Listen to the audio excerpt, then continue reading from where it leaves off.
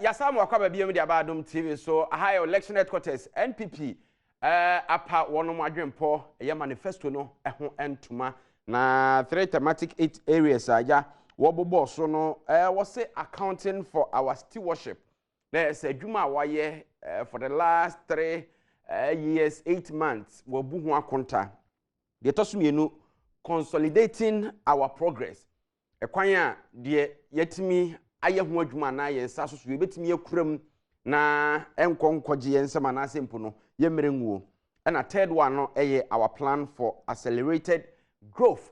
Eti ezi omapani akasa utie speakers ebaye from beginning first 5 speakers ebaye omo wo nioma hodo ade amanyuku na yombe so second set of 5 no nso baye no my tips of a year dear ye expecting our manifesto no mansana the vice president eba ono nso bobo ensem ahodo so omapani so e de dia baba bewie yenhwe na ensem no se be boroboro so na yafa no baako a yakoyanim menia metimi akane se nio ayi baomi akan no bebre logical covid aba abesankan omana akwan mu oman aredan kwakufuado ono baomi ani NPP di anim no enti niema etwesan anase niema ekonya onyame nchade a covid-19 ano abrasi no na se yesan emma ehyen no ebesi ne kwan mu se yeka jagum na ehyen no etumrika ekonanim okwan be ne befa so ma ehyen no etumrika akonanim se kakra adaso wo ehyen no mu ne bebo ho ban okwan be ne bebo ho ban mementi ase ne se adesua effective education mementi ase ne se digitization ene bribia enkonkoye digital ene bribia enko computer ni abefo nhihye mu ene bribia enko fa se o work hard na o bio indices biometric indices na enedi ade ba kwa mani age ho won ma boso dada but ene ya afi wakama ababetu jase ode be ye adwuma no tax enko ye se wo de sanse wo ye bosumi adwuma nti wo ya jo meme ye nti ya jimi bebre ya wo ni formal sector fa ho adi okwaje o Ghana card na wani age no na ado nsa kwakwa sha se free na akwi mo pay me tax age a me card na san ye me tax identification eno masa na wo mo adi kan wo Europe America no ne ade no fa so mo ahen ha won ye kwa ye ko na nya hodin nko a na nimdie nso ka ho na nimdie nso ka ho na no kredie ye kan ke machine no ye computer nipa ene operate so nipa na mfa dwempa nya na ye bregu. All right, esi mayenhwe the vice president wo hwe enioma omo promise the NPP Manifesto consolidating our progress ne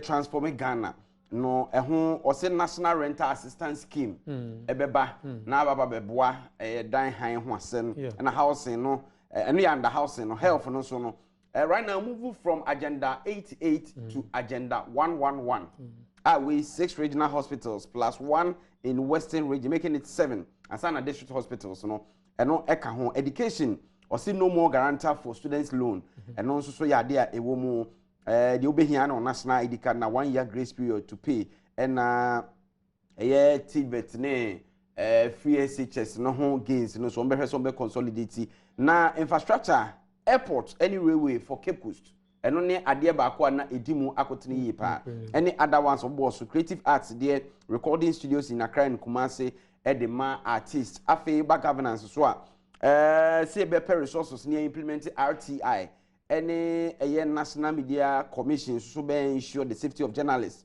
near resource institutions say be ya on betimi fight corruption na sha yabo a number of issues we are na yenya ntobase abade o mampani kan ye hwe enioma fofora apiepie minim say manifesto niema dada na bi wo hono a wono antimi anua na so mo bosso afre mefa se mfie na ye twa mu ni a antimi ankwankodu bebe o sekudu no o mo de ahyem ena o mo de foforo aka ho megiri se wosesa abo ani din empempi yamwa baby a nsakra ba mu no me criticize and say wohwe NPP na sɛ wohwe Bawumia ne obɛka yeye adan anase housing a yesi ama adwumayɛfoɔ nsakyerɛyɛ abam in the year 2016 na sɛ ne NPP for kan ne sɛ esan sɛ wɔn ideology ɛyɛ private sector growth mainly no wɔn ne ekuo bi te sɛ NAT NAGRAT any other teacher associations no wɔn bɛdi wɔn ɛbɛka wɔn ho abom wɔn bɛyɛ wɔn ho nnɔboa na wɔn asi adan ama wɔn employees wɔn members njɛ te sɛ NAT wɔn ahoboa wɔ he mo contributions na adeɛ wɔ he mo bank loans wɔ he ebi aban ɛbɛma mo land banks ebi aban ebele infrastructure electricity infrastructure road infrastructure water infrastructure na mo ho ahenha mo matumi asi adan no I stand to be corrected na sɛ obɛka me sɛ aban ni NAGRAT ana sɛ NAT asi dan bi a sɛ mo de yɛba bɛma mo loans na mo de kwakotua rent na mo de tua rent na yɛahwɛ atemo normal sa na yɛ na edi hwamo kakra ɛdeɛ ne deɛ na mo dwen ho a mfie na yɛ atwa mu October 9th mo launch 2016 ɛyino mo kan sɛ yɛne associations unions no ɛbɛyɛ nnɔboa ne aboa no wasi adan na ɛno maaye ne yɛnti a ɛmaayɛ na afei deɛ yɛbɛ guarantee loans na wo a wokakɔ han dan a ho ɛhenhan wɔ na ofie wura edwa ho no yɛtua sika no ma wo landlady no a na afei yɛatete afiri wɔayi mu. The ideas are good, but we should follow them to their logical conclusion. Ɛsɛ yɛdi akyire na ɛyɛ yie a na ayɛ benefit aman sɛ anyɛ yie a sɛ kora yɛkyerɛ aseɛ ne yɛnti anyɛ yie ne yɛnti ayɛ sakra no na nhwɛ yie a na abasamtuo ɛne hwɛmo di kakra abasaa mu. There are many of the projects that indeed they have executed or they are in the process of executing. Wɔn ahyɛ ase anaasɛ mpo no wɔn ayɛ adu baabi a ɛwɔ akyire ɛno yɛ bɔ wɔn aba so na mmom nea wɔn agya to akɔfa ne nua ɛne ne cousins aba ne deɛ ɛno deɛ ɛsɛ wɔn bɛkyerɛ yɛn ase yie. All right, afei yɛbɛnya nto waseɛ ahakɔyɛ election headquarters yi na yɛatena ase yɛafa 2016 manifesto no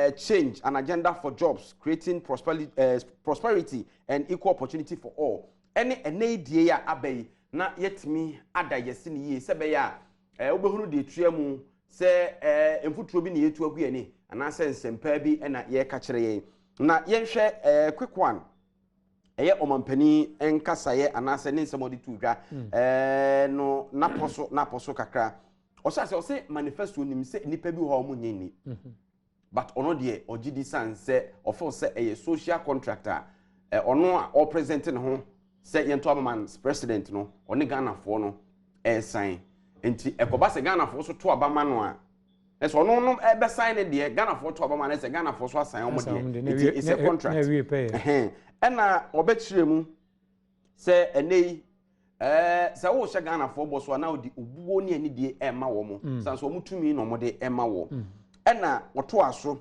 ɛbɛka sɛ nneɛma mmienu ɛna dwumadi ahodoɔ a wadie no mepan say a shedding crown as a Kenya no or say we have succeeded at equitable distribution, which means all parts of the country have been touched by our policies and we have delivered value for money. Now I say empuntunjuma awoye no ofo say mensini bia wo omemu bia na nya chefa ena afi so enye se onya ne chefa se yabu nkrofo afa so nemum bibia wo ye bia no di sika no ewo se edisese ede ye no eno ne ede aye ena okọ to talk about free SHS ne TVET no ena afi so obekasa efa COVID-19 how edi aba any empo foundation papa bia wo de yenko Cape Coast emra na before say bekodesi yen hwen sama Adom mampani ebobo so no ene eduru ba bi tu say na afi punches toto nyina ya bam kakra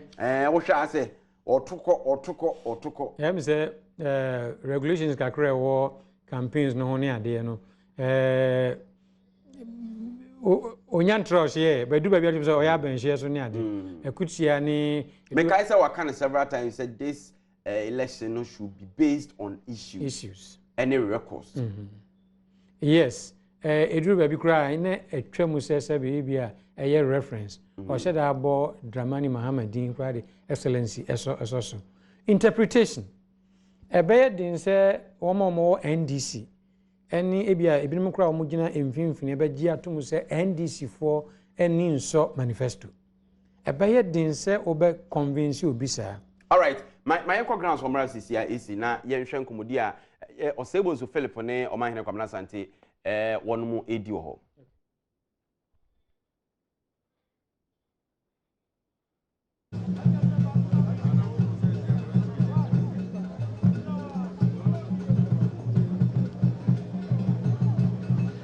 Well, Ajabo, say Jumedian and Yabana we answer.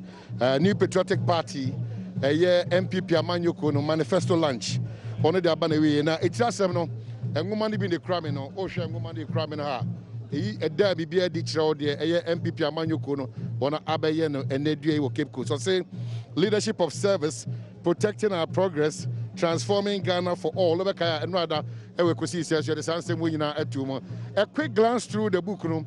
It's in three phases, if you're correct. At the end of the day, this is what you are giving Ghanaians. This is a social contract. Dear Portela, what about the top of my say? Yeah, say. Yahoo say Domino Condo, see a baboon kunta. And the end of year in 2016, no, Yabuhun kunta quachiripa. Yabuhun kunta, the Yetimia, any quine, you say a baboy. After a year, no, near Shebe Bianca, di qua, and so COVID. And she say, at me and Kakra. And Tiachire, a quine COVID, a bedroom yang. Na yet me at a naku, as yes, COVID in Sui. If you are, Ansania Conia Mamono, I pese, ye. And Tinia Mamono, no, ye, no, ye, the see, dear Wahonoso. And T, and then ye, private sector. Nikasia pa ye private sector and ye chuomo about finfin. Nti nema bi wo mu a osisia ehwam a housing policies any transportation policy ye de ba and transportation policy no hwɛ mu a ye pese ankra eje aban adwuma fa ka asɛm ho nyinaa ɛyɛ ne ye de land lease eba aban adetom. Nti ne no aban ntam sika botwo ankototo niema cars ni photocopiers ni ade emegu ho ene no ye pese ankrankre edi sa adwa no na aban tuaka kakra ebe pagya nwuma ebe masika aba system no saa nso na eye housing ye pese ye di 100 million eto ho na ye di boa rent advance na afa ye siesie housing ye si adan sono bebre ye di new authority bi nso ba a be ba be boa to manage the housing sector. I see, but Osha and 70% the issue about Cape Coast, say, Mode Airport, Bahan, say, Namusade Port, and so Eban, say, why from this? Ha, dear, yeah, can I say, Osha Ghana demography, no, 60% our triangle beam. The triangle is the Cape Coast, Kumasi, Accra triangle. Cape Coast, Kumasi, Accra triangle, no, where 60% of most of the economic activity is taking place. You can see a boost. In that triangle, no, if you are Bia Ghana, ha, it shouldn't take you more than an hour and a half. And until as for ports, there, no number is more than enough. And Tisani, you answer ye as a hub for West Africa. Obia person ya dia ye person onya ho mfa so oduru hape ofiri ha o hopoko ha etia o hopoko ha etia na adwuma e koso. Well, Mameka say Raya Bobia someone I need in common say on their manifesto launcher. Abanawe. Yeah, very quickly I'm saying one of the issues I'm always here. We share that edit to Honum. A year more crack and a quick one. Namiti Musa and once them. Oshadi, what you may throw a hand say in 70 minutes improving business environment. Business persons identify for interaction with government. Flexible tax regime. Online tax payment, reduce cost of power for business. ABM. Now, when you say, Anopay, se utie mi ye pa meka se ye de eniamamono e besiesie nsem dada e haye. Se utie mi anopay ye pa. Enti wo ka se niam dada yesan kan bim ne kan se afi de eni abre. Afi ni ye besiesie. Se ye wo excess power. Ye wo excess power. na se ne board no obi ntimi emfa nya adwuma e ho mfaso ne sei nti ye bepe kwan bi so ne ama power no ne bo na ba fom se be ya capacity obi a betimi dia ye bi ne ya pagya adwuma mu nti ye be yen sachira ya power no generation no bo no be den e be ko fom. So what way is it about just new promises and as a continuity? Because again under health 116 regional hospitals plus 1 in Western region plus 1 district hospital. Again, education, no more guarantor for student loan. All you need is your national ID card. Correct. Wow. Correct. That is a very important improvement. A problem that I so, and we have found a new solution to an old problem that will make students feel good. Kaneno, when you guarantors too, when you guarantors ni so na guarantors ni frefre say omu hu no abetua into omu pension kra ya yeka meboa ene de ye free ho ye ntiti obi a pension nemum Ghana ID card no a ebedom yen se ba bia obefa bia ye behunu ba bia wo no ena afi de ebe ye o guarantor nti mfaso ba akwa wo Ghana card no so ne se be ma fa ahodie bia ba system num a wo a ukura bie no wetim dia ye nema pi including your digital address no okobo busia ebe hu nti wo ye student ne de busia mawa ye nsuro ye be hu ba bia wo omo guarantee no pension ye basabasa no omo be han wo. It's very, very important. And then what? If you COVID, you who say a problem, say COVID ni by you say, see, and she ni such a name, ma, Ubia, what this should be a health, a behind. And the president be announced Agenda 88. Agenda 88 na Fedi, a Kong woman. Ye Jinaso, near CSC, was share boss a year. Maximum probably year and a half. No, you who says our hospitals, no, and also standard hospitals built by Ghanaians for value. Finally, we Odekase Maba are people centered, and I say this is another issue. A requirement for all political parties just to be promising. They do actually no masaki cancer for all the actually. Debbie, who say political promise? So the policy. It means all the sikashim. When you sikashe, bibi mupe atra promise, abeye policy. Na sa policy no, enya beye policy a. No de ni se obeshem kina na agina. Enti niema na ya ye no. Eno na ye pese niema nkitenkete na eha Ghana fo no. Ye siesie sa niema na etimi Kenya niema na ye no. Enti private sector say, okwa somehow land banks ye pese ye ho adwuma. Credit somehow ye pese strengthen financial sector. Identification issues, digital addressing, credit bureaus, na digitization, no be a certificate. If say, oh, second scale, be whom baby our can you know bit the PO box number, Bob Obacone, now, say what the PO box number, but yes, they are interest rate because in case you say, oh, yeah, now, Mamoka, and that year, a baby from absorbing baby home. So we are giving you new approaches to solving old problems. Am I catching?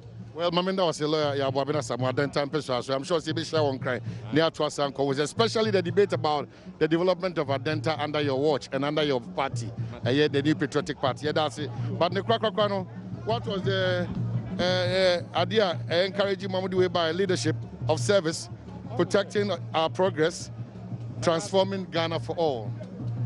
I was all kind of impressed. Leadership of service. Yeah. Protecting our progress. Yeah. Leadership of service. Protection. Ghana for all. I see. Leadership of service. That is what has brought us this far. I see. And leadership of service, you know, and Adom yenya COVID depends on Yijina Yanaso, ever the way. Now, leadership of service, now, yes, let's say, young fambo, ye gains no home.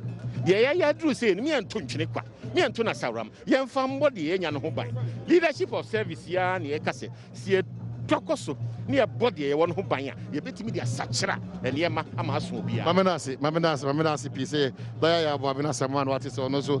Make us a Titus Niquate, Global and Sober coming, so I'm saying, Niquate, Mamin Samuna, we are okay with what has gone on. I'm so excited. Chesemenia G. Papa, I say, President Akufo-Addo has set the tone. Manifesto, a crack, a pam.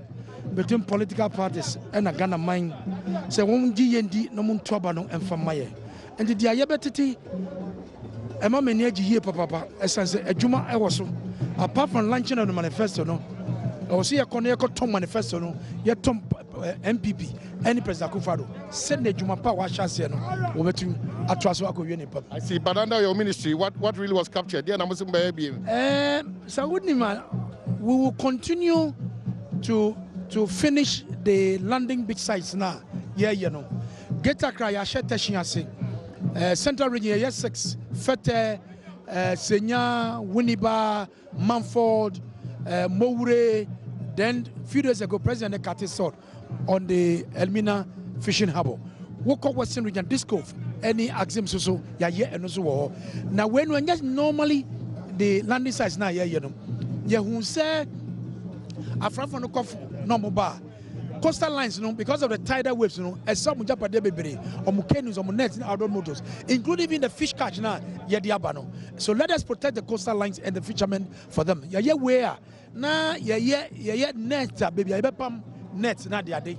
Yeah, New Year's as well, baby, I bet ice breaking machines, yeah, the ice block, yeah, preserving them, no, ewo. After your manuswa, omniumba, a bampuano, a beton nam, a digana de adeno, yeah, Dennis Edia Momu, Senia, Omotua de Monyasungue, Amam Manuaco Cretcheno, Naya, Deputy Minister. We will do this discussion. Regional Minister Ashanti Region, because I say more sermons, I'm not sure. Because I say, baby, you know, Ghana for be pleased with Adom present. I mean, same question. We did say, the Modia to Ghana for Naji. Me OGD pass Ghana for Naji. And no man again crying shame. And then money every Sir, over and say, I hold draw my penny. I be the actually to a tuja, our manifesto no more. Me who do a kaya and young crash our manifesto no. Do a far health sector home, a young crash. Do a far roads, infrastructure in general, Nina and crash. The Nema Yasha Siena Yebe Timu, over education, do a far home. The Ami decrease crowd or education is a say no, so be quite say Luna, and Yadia Obihia Garanta. Mise Magarantia Mancrophobi, I mean, me fit. Said that moment, yeah. I got my come pension. Assembly beba. At you were a good news. Me mamu dear, a near my woman, see a cotinasi, near dissect, near develop local messages. On paper, it looks good, but implementation has always been the challenge of political parties. But on paper, nice policies, nice vision, nice focus. The reality is that implementing it has been the challenge. But no cranium say. Amount for ebedi no kre amaye ho a over 2016 manifesto now what we've delivered me feel say enye bad all the major promises ni nyina no aban aye ho adwuma as the vice president said yeah deliver more than 80%. Now me krampo I think say he was very conservative. I'm sure sir, we are getting with that percentage. Yes, we are getting closer to 90%. I see, but a sentiment as you go back, what do you tell them? Say this manifesto, no, apart from say more Ghana for specifically in Ashanti region, almost what Chefa can say about Chefa baby. Sir, Kumasi theater near the Ninasia. Interchanges be a Kumasi sending in a year there. Was some be manifesto no more kakra. Recommend this be interchanges be me and sana nine Kumasi. Sending in benefit here. I see. The am done is an interchange beer was antimantemu NPP na ye. As a interchange President Kufo. As qua interchange President Kufo.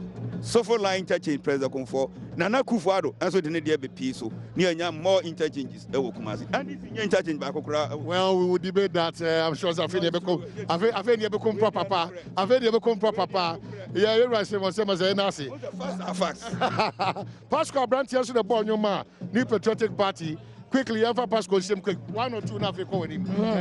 At the end of 2020 man. Many a penny. I made us what beside system. I'm out for four more for Nana. Baby, the reason why I'm a tone when I say, Nana, don't go for you'll be our kind of correct.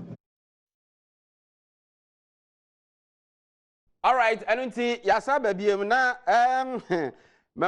an interesting write-up from Professor Jampo of the University of Ghana. Me say meet me I can keep just about 3 paragraphs. You see a brief response to the launch of the 2020 NPP Manifesto purely from governance perspective.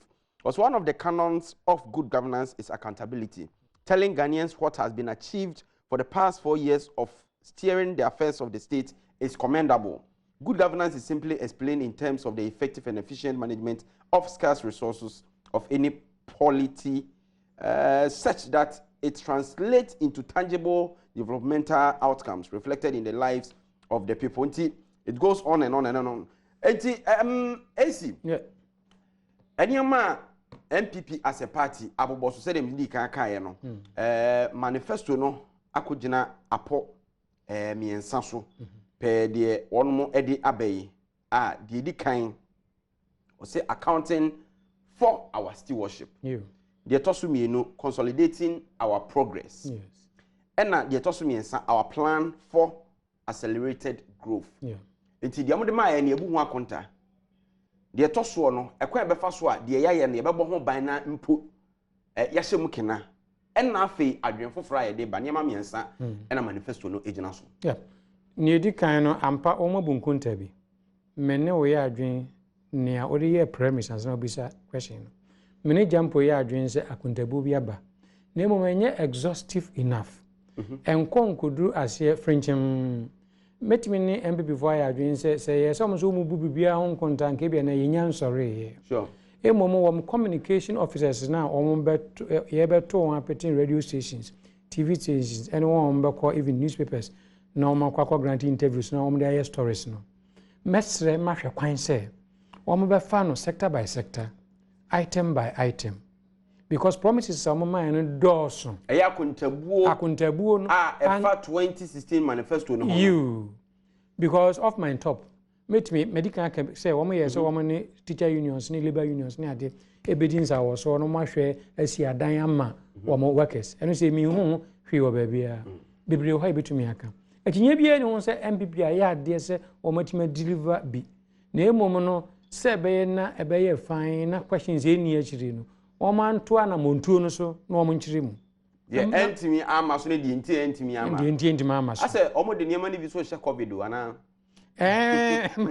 kase we ye covid inti na mimisa wo se ye de na we ye covid inti na mfie miense di kan nyina 1 to 1 anamon bia afine twato no o de be se covid. Okay. Number 2 okwan be na ye fa so se de amanyo no san hye wonsa okwan be na wo fa so abo we no mo ho ban.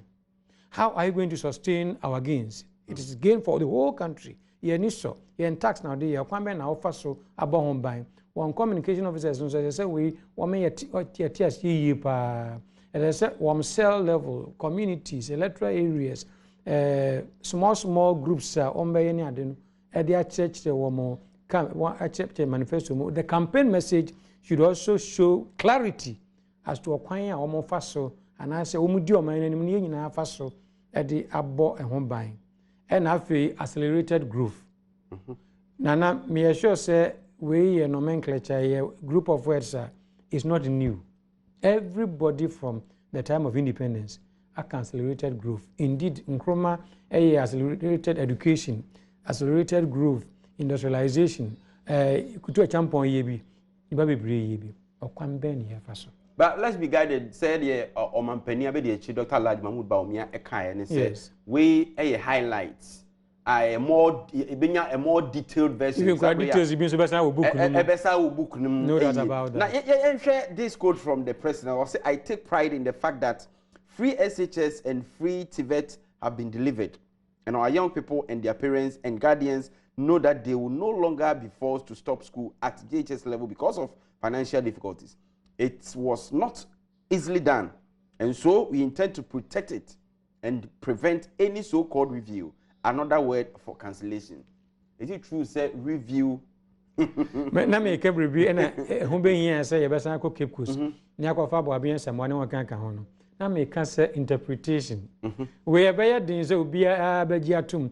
Ni ba bebre betumi aka say. Another word for review is cancellation. I don't need Oxford, no need Cambridge anymore. But in a contest, a political contest. Omampeni Akufo-Addo interpret NDC ni Dramani Mahama one review no to mean say cancellation. And yama man for ntia say nyame Adom a next week which is 30th exactly a week today NDC so be launch on more a manifesto for the 2020 elections. Higher election headquarters, they say to say who be behind this one. Bro, na wahunu the etriemu. Na likely say some of these jabs are won't say clearly directed. Will be answered in compound interest. Yes, exactly.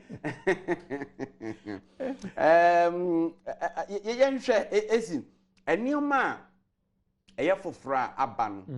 I say enye bebre sa because of enioma ekechira we be say na edoso kakra ni ntino. Ofo say is enough per kakra ye highlight kakra ye hu to push NPP. Media mejiri pa say for more na omusiki no. Mejiri pa say sanka NPP for crime for one single item anka ho. Enna womo bu nia womo share bono ho nkonta.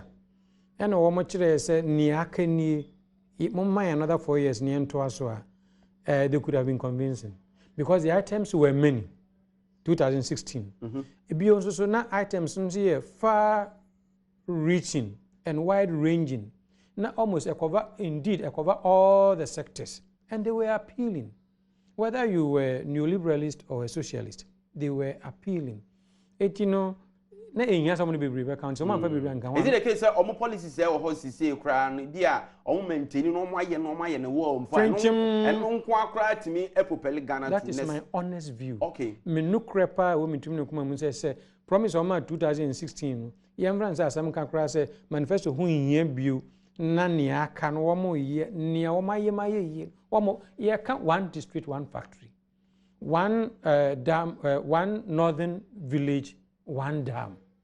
Ye can say ye another dam ebe mayen 100 megawatts. And ni main objective. Main objective ni say Bagri dam no spillage na ye be say ye normal ebu ya den go sika etua e car ordinarily enke be ye ankrankra no ka no wani je ho. O kan free SHS policies ahoro a COVID by omampani de oman sika tua omanfo ka because ye hu say amanfo nyuma abofom policies ahoro a just a kabia nkaya nkrankre everyone saying paying nurses and teachers allowances we mu nyina your policies here but the next level me hwemu policy here sisi me gidi se obia me duduru be ko obia ni beje ho any rent advance ho policy so omampanin nhyehyɛ sese to abama no to aso a onimpa and it is in accord with me no me ha me pa say Branta we school for frack this year we school for fro na ya transfer no free savulugu na de na ba be kwai oba no ko han dan a esigi se utua 2 years advance the first pay kura onyanyi bi sese ya me ne wo be ya Branta bi e de ne ko somewhere in the northern part oselo abo me ne nsesa no me say ye de wa free region for about how it's still a shanty region. A way I know I send message lawyer me how nyina say minister am do be to rent advance into boame. Into share o mampania yes say provided so we adwuma of formal economy no mu no aban be tua advance na me fiewura no na wo tete e yen hyehyɛ kɛse pa afei ka aban yen hyehyɛ na enioma wo enka so boabo sika no anze watumi atɔ me wie school foforo me ye adwuma be 6 months am who say me to also say 10 years am ntimi ntoka lawyer ni nso de trotro fa mfatao ntimi kwa abruchire kodi pa abusumi sia na mboabo esika no na mde betoka se nhyehyɛ papa be ma ebobɔ me besia na once am ye adwuma kɔba na me tete de me gidi se ye nhyehyɛ a ɛbɔ ɔmanfo nhyehyɛ be ma Ghana ni bia udin akɔ ɔman toɔ mu ye kan aban betua rent advance aban be hyehyɛ ka sika ɔman be bia so it is no boa e wo saudi e ba mu bi na ye de somo man ni nyina at least these three things for me are so critical for the everyday Ghanaian. They sound good to the ear, but a day into was a Ghana for Yamumu, Ahotoso said, Yamakan, Mubetumi. Say you can't free SHS near Yenti, Yajidi say rent in your bay. Say you can't say, Unsuka, Busumin, a bambe fana wa fenti, Yahotoso. Say a castle can up half a bambe to another 20, Yanni Daso. Say a car say a bay restore nurses and teachers allowance near Yenti, Yanni Daso. Dear, why you be paying? Yes, Sebi and Yado, I be the Oha, Yankofa, Yamibechere, and then inquire. ya ye bi danti e na omanfo nya gide we mu se yenso betumi aye. All right, we first deputy speaker of parliament and member of parliament for Omanfo Ewo Asante Bekwai.